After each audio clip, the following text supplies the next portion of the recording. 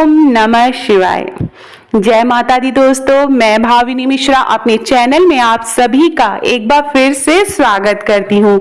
आप सभी को आने वाले हरितालिका तीज व्रत की बहुत बहुत शुभकामनाएं। ये व्रत हम सब के जीवन में अखंड सौभाग्य लेकर आए, इसी की कामना करते हुए वीडियो की शुरुआत करती हूँ।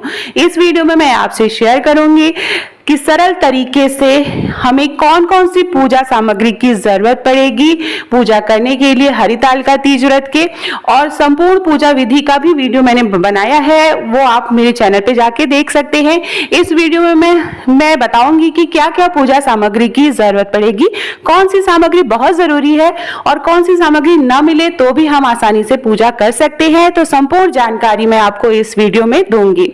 तो सबसे पहले मैं आपको बता दूं कि अगर आपके पास कुछ भी नहीं है तो हम कैसे पूजा करेंगे। तो आपको एक फोटो चाहिए इस तरह से। अगर आपके घर में माता पार्वती और भगवान शिव की या शिव परिवार की फोटो है तो बहुत अच्छा है। बहुत से लोग अपने मंदिर में मूर्ति भी रखते हैं शिव परिवार की, तो आप उसकी भी पूजा कर सकते हैं। उसके अलावा मार्केट में गंगा जी की मिट्टी की बनी हुई मूर्ति भी मिलती है, तो आप उसकी पूजा भी कर सकते हैं। तो आपके पास फोटो है तो इस तरह से आप फोटो की पूजा कर सकते हैं। तो ये शिव परिवार की हमें फोटो चाहिए। इसमें देखिए शिवलिंग भी बना हुआ है, या आप शिव परिवार की फोटो भी, आपके पास कोई भी फोटो हो जिसमें भगवान शिव, माता पार्वती और गणेश जी हो, तो आप उससे पूजा कर सकते हैं। हरितालिका तीज व्रत की कथा चाहिए। अच्छा, अगर आपके पास कथा नहीं हो तो भी चलेगा। आजकल इंटरनेट पे सारी सुविधाएं उपलब्ध हैं, तो आप इंटरनेट से कथा सुन सकते हैं। मेरे चैनल पे भी कथा है, आप वहां से भी सुन सकते हैं। उसके बाद हमें फूल माला चाहिए। तो ये किसी भी, जब हरितालिका तीज का व्रत होता है तो आसपास बहुत सारे लोग फूल लगाते हैं, फूल माला बेलपत्र लगाते हैं, तो वहां आसानी से मिल पाएगा। तो फूल चाहिए, बेलपत्र जरूरी होता है भगवान शिव के चढ़ाने के लिए, तो बेलपत्र आप जरूर लाएं। या और बाकी जो सामग्री है, फूल माला आप कोई भी ले सकते हैं। ये देखिए मदार की माला आपको मिल पाए तो बहुत अच्छा है। मदार के पत्ते आप चढ़ा सकते हैं, भांग के पत्ते आप चढ़ा सकते हैं। ठीक है, ये देखिए मदार की माला है, तो ये सारी चीजें आप चढ़ा सकते हैं। समी के पत्ते भगवान शिव को अति प्रिय होते हैं, तो अगर आपको मिल पाए, तो हर जगह उपलब्ध नहीं होते आसानी से, तो कोई बात नहीं, नहीं मिल पा रहा है तो मिल पाए तो बहुत अच्छा है। तो ये देखिए धतूरा आप चढ़ा सकते हैं। तो इस तरह से ये सारी सामग्री है जो फूल अर्पित किए जाते हैं भगवान को, सामग्री अर्पित की जाती है भगवान शिव को, वो है। फल चाहिए, फल में आप केला ले सकते हैं, सेब ले सकते हैं, खीरा ले सकते हैं। ये जो मौसमी फल है, आप कोई भी फल लेके भगवान को चढ़ा सकते हैं। उसके अलावा नारियल चढ़ाना बेहद ही शुभ माना गया है, तो आप उसके साथ नारियल भी प्रसाद या भोग के रूप में जरूर चढ़ाएं, फल के रूप में जरूर चढ़ाएं। उसके बाद हमें चाहिए श्रृंगार की सामग्री। ये देखिए चढ़ाने के लिए माता पार्वती को, तो ये देखिए ये तो पूरी सामग्री है, आपकी इच्छा के ऊपर है, आप जो खरीदना चाहें। लेकिन जो मेन होता है वो बिंदी, सिंदूर और चूड़ी, ये तीन चीजें आप जरूर चढ़ाएं। उसके अलावा आपकी इच्छा पे है, आप 16 श्रृंगार के सारे सामान चढ़ा सकते हैं। देखिए काजल है, और जो है मेहंदी है, पाउडर, तेल, आजकल सब चढ़ाने की प्रथा है, तो ये सारी चीजें आप चढ़ा सकते हैं। फीता है, सिंदूर चढ़ाना बहुत जरूरी होता है, बिंदी और चूड़ी चढ़ाना बहुत जरूरी होता है। तो ये तीन सामग्री आप जरूर रखें। उसके अलावा एक वस्त्र, माता के लिए एक चुनरी जरूर ले आए।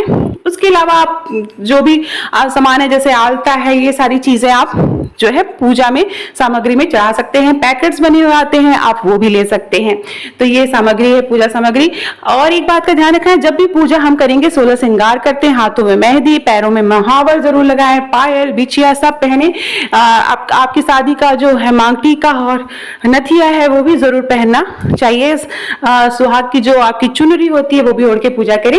हमको कलश स्थापना के लिए एक जो है लोटा चाहिए, तो लोटा पीतल या तांबे का होना चाहिए। उसके ऊपर आम के पत्ते या अशोक के पत्ते आप लगा सकते हैं। उसके ऊपर हम कटोरी रखेंगे, कटोरी में आपको चावल भर के रखना है। इसके ऊपर बहुत से लोग नारियल रखते हैं, तो अलग अलग घरों में अलग अलग प्रथाएं हैं। तो हमें कलश स्थापना करनी है। बहुत से लोग आप कलश स्थापना नहीं भी करते हैं, तो कोई बात नहीं, आप सिंपल फोटो से पूजा कर सकते हैं बिना कलश स्थापना किए भी। उसके अलावा ये देखिए घी का दीपक चाहिए, रोली चाहिए, हल्दी चाहिए, कुमकुम चाहिए, सिंदूर चाहिए। ये जो है विभूति अगर आपको मिल पाए भगवान शिव को चढ़ाने के लिए, उसके अलावा जनेऊ चाहिए। तो ये सारी चीजें चढ़ाई जाती हैं। पीले रंग का वस्त्र आप अगर भगवान शिव को चढ़ाना चाहते हैं, अगर आप शिवलिंग रखी है आपने छोटी सी घर में, तो शिवलिंग की अगर पूजा कर रहे हैं तो वहां पे आप अभिषेक करने का भी सामान मैं आपको बता दूं। अगर आपने घर में शिवलिंग रखी हुई है तो उसके लिए अभिषेक करने के लिए आपको कच्चा दूध चाहिए, गंगा जल चाहिए, दही चाहिए, शहद चाहिए और देसी घी चाहिए। तो इस तरह से भगवान शिव का अभिषेक किया जाता है, विभूति लगाई जाती है, फिर से उनका अभिषेक किया जाता है गंगा जल चढ़ा के। तो ये सारी सामग्री है। केले के पत्ते अगर आपको मिल पाए बहुत ही शुभ माना जाता है। एक मंडप बनाया जाता है चौकी पे, तो अगर मिल पाए तो बहुत अच्छा है, नहीं मिल पाए तो कोई बात नहीं। तो ये देखिए, ये सरल पूजा सामग्री है। कोई मीठी चीज आप भोग में बना सकते हैं। हलवा पूड़ी बहुत सी जगह बनाया जाता है, बहुत सी जगह गुजिया बनाने की भी प्रथा है। कोई मीठी चीज में आप कुछ भी, लड्डू भगवान को चढ़ा सकते हैं अपने हाथों से बना के, मिठाई कोई भी बर्फी आप चढ़ा सकते हैं। तो ये है संपूर्ण पूजा सामग्री। सरल तरीके से हम कैसे पूजा करेंगे। भगवान शिव भोले बाबा बहुत ही सरल स्वभाव के हैं, थोड़े से ही में खुश जाते हैं। उनको बेलपत्र ही आप अर्पित कर दे तो भी वो प्रसन्न हो जाते हैं। तो इस तरह से हम, ये सामग्री है, इसको हम एकत्र कर लेंगे। और एक चीज चढ़ाई जाती है, साड़ी आप कोई नहीं चढ़ा सकते अपनी सास को देने के लिए। धन्यवाद।